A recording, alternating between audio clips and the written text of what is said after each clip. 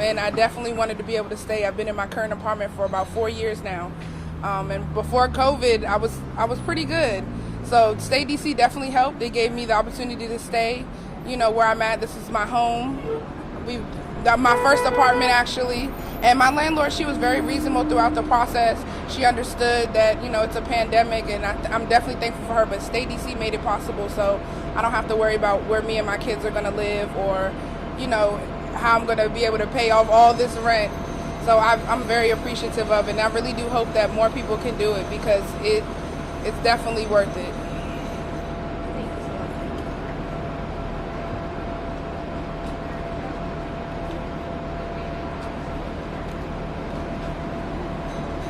Well, hello everyone.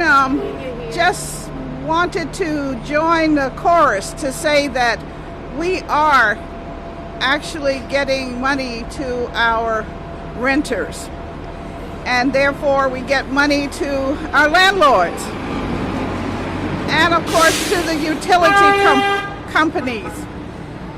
While many are on vacation, this is a great time for the media to join us, because you see that our government and our citizens are working together to spend this money. And spend this money we must, because it's going to lift so many households up. Many people are very worried. As I was speaking to Ms. Graham a little earlier, she was indicating she felt very blessed to have gone through the process. And she said it only took about a month. And so that's a big deal. I was telling her that I was reading about a couple of other places, including New York City, that have just begun the process. And we were saying, how many locations must they have in that big city in order to reach all the people that must be in need? And so we feel very blessed in DC.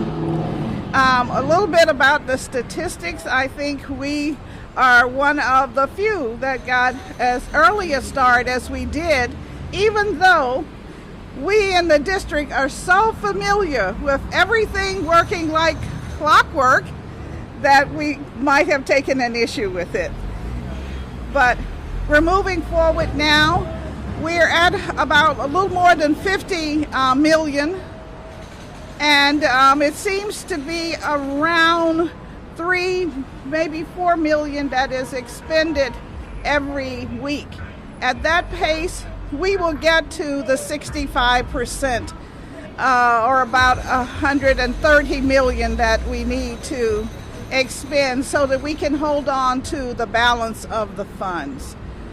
I can't remember the exact number of individuals that have benefited thus far.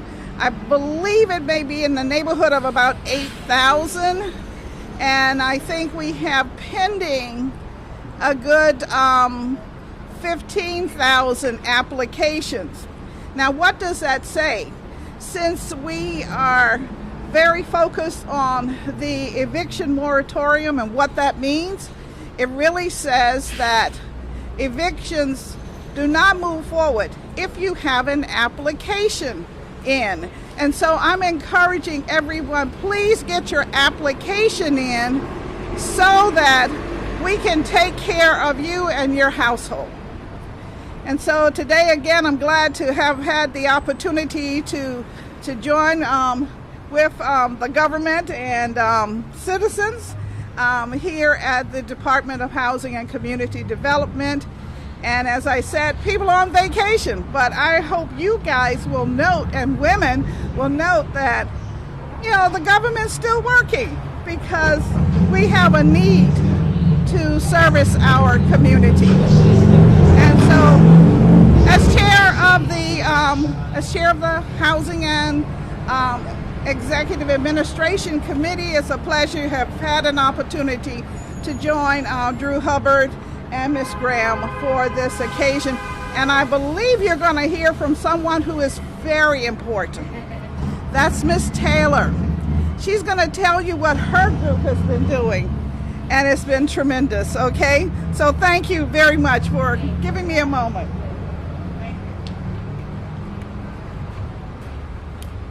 Uh-oh. All right. Tell me when you guys are ready for me.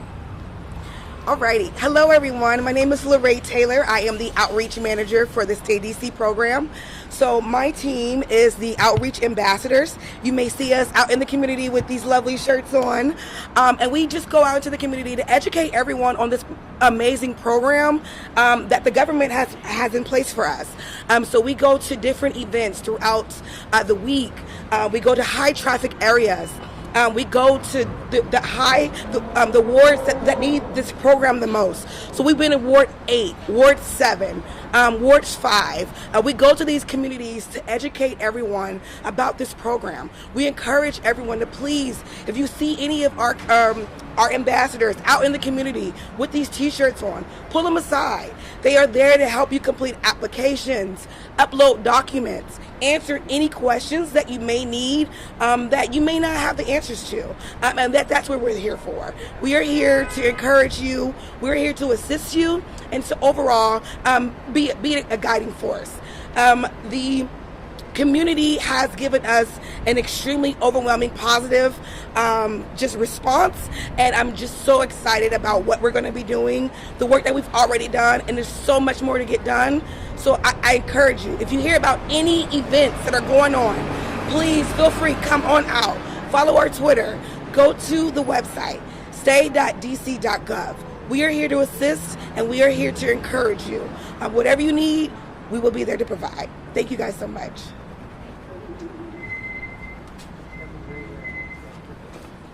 Hello everyone, good day. My name is Cliff Beckford. I'm the Executive Director for Lydia's House in Southeast. I first want to thank the Mayor, the Council, and everyone that has had a hand into providing what we're calling a soft landing, what has been called a soft landing for the residents of the District of Columbia. I'm here representing the 12 community-based organizations that have been charged with going out into the streets and providing the assistance needed to help the residents of the District of Columbia with the Stay DC program. We have serviced in excess of 500 residents in rental assistance so far since COVID started. And in addition to being able to provide those types of services, we are again making sure that our staff are available to help, again, load up documents, providing whatever technical assistance that are needed. We recognize that there's a great deal of challenge sometimes in getting the information that you need, but that's what we're here for. I'm Cliff Beckford of Lydia's House. We want to thank you for this opportunity.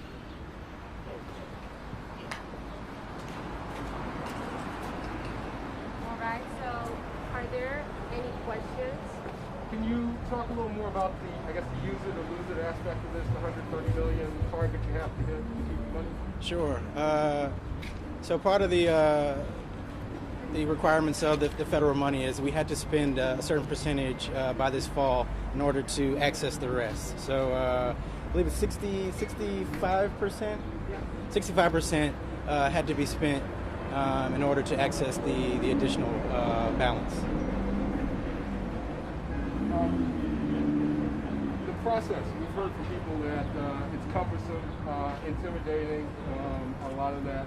And does that come along with the federal aspect of this? And how can you deal with that? How are you feeding that back to the federal government? Because look, it's hard for us to get this out. Yes. From the beginning, when the funds were first announced, as guidance came down, we tried to move quickly to develop a program that would be as simple as possible for residents to access. But there were certain things that the federal government required as far as reporting back, which we couldn't change. But, as we started to get more experience with the program rollout, adding more resources for events like this, the pop-up, adding capacity with our CBOs to make sure that folks had supports to access the funds and they're not there on their own. So there are some cumbersome aspects, but we're trying to do everything we can to clear those hurdles so folks can access the funding. Mr. Hubbard, here in Washington, you have people with creative renting and living arrangements. People sometimes have rooms and houses, that sort of thing. Does Stay DC have anything for people who rent a room in a house? In a house, yes, as long as they have a lease or are recognized as a renter folks are eligible to take care of to access this money. So please, and that is a good point. I'm glad you brought it up. Don't be, scared to come and access this money. We will walk you through the requirements and make sure that you are either able to get into this program, and we have other resources too we can bring to bear if folks aren't able to access the money supported by the federal dollars. And just want to clarify this. This is from April 2020 until now. If a renter owned back then, before April 2020, this does not apply. Correct. So it goes back to April 2020.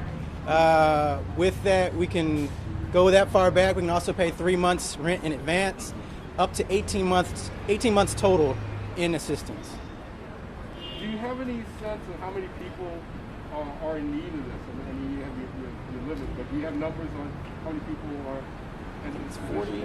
About 40,000 was our original data, and we try to keep that as updated as in real time as possible to make sure that we are casting a wide enough net for whoever needs the help.